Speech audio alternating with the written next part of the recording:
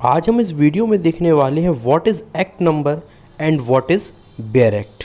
जब हम एक्ट अर्थात अधिनियम पढ़ते हैं तो कभी कभी छोटी छोटी बातों पर गौर करना भूल जाते हैं। यही छोटी छोटी चीजें कभी कभी बड़ा नुकसान कर सकती हैं। ऐसे ही एक छोटी सी चीज है एक्ट नंबर, जिसे हम अधिनियम क्रमांक नाम से जानते हैं।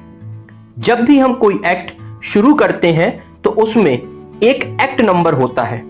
बहुत से लोग इसे इग्नोर कर देते हैं और डायरेक्ट सेक्शन पढ़ने लगते हैं। तो आज हम आपको इस वीडियो के माध्यम से बताने वाले हैं कि ये एक्ट नंबर क्या होता है, इसकी क्या इंपॉर्टेंस है।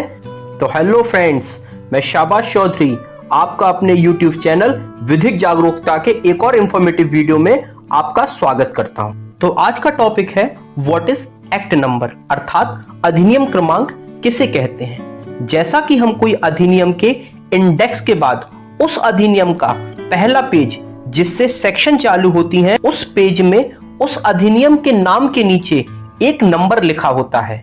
चलिए सबसे पहले हम वीडियो के माध्यम से देखते हैं हम किसकी बात कर रहे हैं। देखते हैं आपके सामने आईपीसी का बैरेक्ट है। आप आईपीसी के बैरेक्ट को खोलेंगे तो जैसे ही आपका इंडेक्स का पोर्शन खत्म होगा, सेक्शन का पोर्शन चालू होता है, जहां सेक्शन 1, सेक्शन 2, सेक्शन 3 लिखी हुई है। आप सबसे ऊपर जाएंगे उस पेज में तो लिखा हुआ इंडियन पीनल कोड 1860। जैसे ही उस अधिनियम के नीचे आएंगे तो लिखा होगा एक्ट नंबर 45 ऑफ 1860।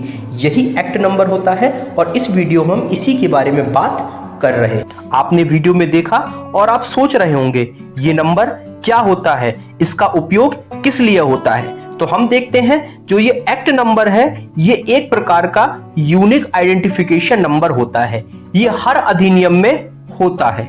यह नंबर यह बताता है जो अधिनियम आप पढ़ रहे हैं ये किस वर्ष में पास हुआ और यह उस वर्ष में पास होने वाला कौन सा अधिनियम था। हर वर्ष बहुत सारे अधिनियम पास होते हैं, तो इस एक्ट नंबर के माध्यम से हर एक्ट को एक यूनिक आइडेंटिफिकेशन नंबर दिया जाता है, जिसके माध्यम से ये जल्दी से पहचाना जा सके कि ये कौन सा अधिनियम की बात की जा रही है और ये अधिनियम किस वर्ष पास हुआ था। क्योंकि हो सकता है कभी कभार एक या दो एक्ट के नाम एक जैसे हो जाए, तो हमें भ्रम की स्थिति से बचाने के लिए ये एक्ट नंबर हमारे डाउट्स को क्लियर करता है कि यह किस अधिनियम की बात हो रही है। फॉर एग्जाम्पल, जैसे मैं बात करूं आईपीसी के एक्ट नंबर की, आईपीसी का एक्ट नंबर है एक्ट नंबर 45 ऑफ 1860 अर्थात आईपीसी 1860 में पास होने वाला 45वां अधिनियम था। इसके बाद evidence act number 1 of 1872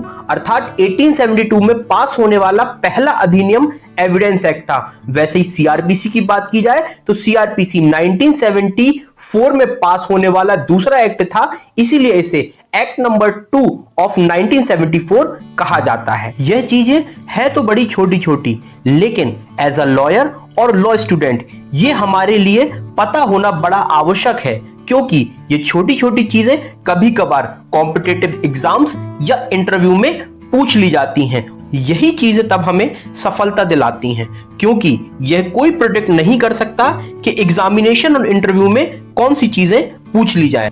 law college का वो पहला दिन मुझे आज भी याद है, जब मैंने लॉ में एडमिशन लिया। मैं कॉलेज जाता हूँ, टीचर आती है और बोलती है बच्चों बैरेक्ट निकालो। मेरे समझ में नहीं आया, मुझे लगा शायद मेरे सुनने में कुछ गलती हो। मैंने बोला मैडम दोबारा रिपीट करिए, आपने क्या बोला। वो बोलती है बैरेक्ट निकालो। मेरे अभी भी समझ में नहीं आया।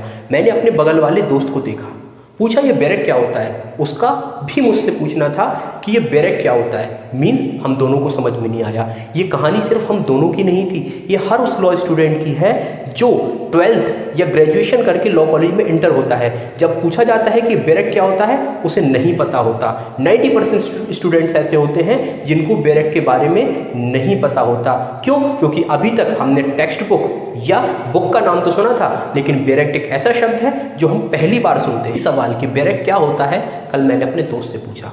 उसका जवाब था बैरेक्ट एक ऐसी चीज होती है जिस पे लॉ लिखा होता है। तो मैंने तुरंत काउंटर क्वेश्चन किया कि लॉ तो आपका बुक्स और टेक्स्ट बुक में भी लिखा होता है, तो क्या वो भी बैरेक्ट है? तो उसका जवाब था ऐसा तो नहीं है। तो मैं वही आपसे पूछता हूँ कि बताइए बैरेक्ट क्या होता है। तो हेलो फ्रेंड्स, मैं शाबाश चौधरी विधिक जागरूकता के एक और वीडियो में आपका स्वागत करता हूँ। आज हम इस वीडियो में बताने वाले हैं कि बैरेक क्या होता है, जब तक आप भी अपने दिमाग के घोड़े दौड़ाएं। जैसा कि आपको पता होगा कि भारत में गवर्नमेंट को 3 पार्ट में डिवाइड किया गया है, एग्जीक्यूटिव, लेजिस्लेटिव और जुडिशरी, और तीनों के अपने अपने कार्य क्षेत्र हैं। लेकिन आज हम बात करने वाले हैं लेजिस्लेटिव की, क्योंकि लेजिस्लेटिव ही वो है जिसको भारत में लॉ मेकिंग पावर है। जो भारत में विधियां बनाती है वो लेजिस्लेटिव बनाती है। अब ये विधियां कैसे बनाती हैं इसके संबंध में आपको कॉन्स्टिट्यूशन के प्रोविजंस पढ़ने होंगे, लेकिन आज हम बात करने वाले हैं बैरेक। लेजिस्लेटिव के पास जब कोई सब्जेक्ट आता है तो वह उस पर लॉ बनाती है, लॉ बनाने के बाद उसे पास करती है,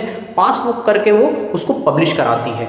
जब भी उसको पब्लिश किया जाता है उसी को हम गवर्नमेंट का ऑफिशियल गजेट बोलते हैं, और ऑफिशियल गजेट हमेशा इंग्लिश में होता है। ऐसा कॉन्स्टिट्यूशन का आर्टिकल 348 बोलता है कि जितने भी लॉ होंगे, जितने भी एक्ट होंगे जो किसी लेजिस्लेटिव द्वारा पास किए जाएंगे, वो सारे के सारे इंग्लिश में होंगे। एक ऐसी चीज होती है जिसमें सेम वही लैंग्वेज होती है जिसमें हमारी पार्लियामेंट या स्टेट लेजिस्लेटर ने उसे पास किया है, अर्थात पब्लिशर अपने तरफ से कोई भी वर्ड को जोड़ या घटा नहीं सकता, वह कोई भी एग्जाम्पल, एक्सप्लेनेशन, इलस्ट्रेशंस नहीं जोड़ सकता।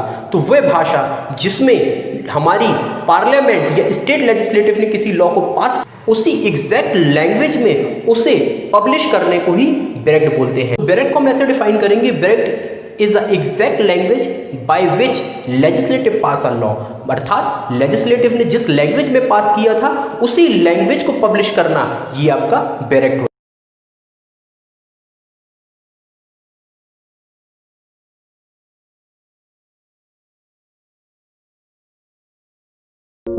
अगर आपको हमारी वीडियो अच्छी लगी हो, अगर आपको कुछ इन्फॉर्मेटिव सीखने मिला हो, तो वीडियो को लाइक करें, चैनल को सब्सक्राइब करें। हम ऐसे ही इन्फॉर्मेटिव वीडियोस आपके लिए समय समय पर लाते रहेंगे। Thank you.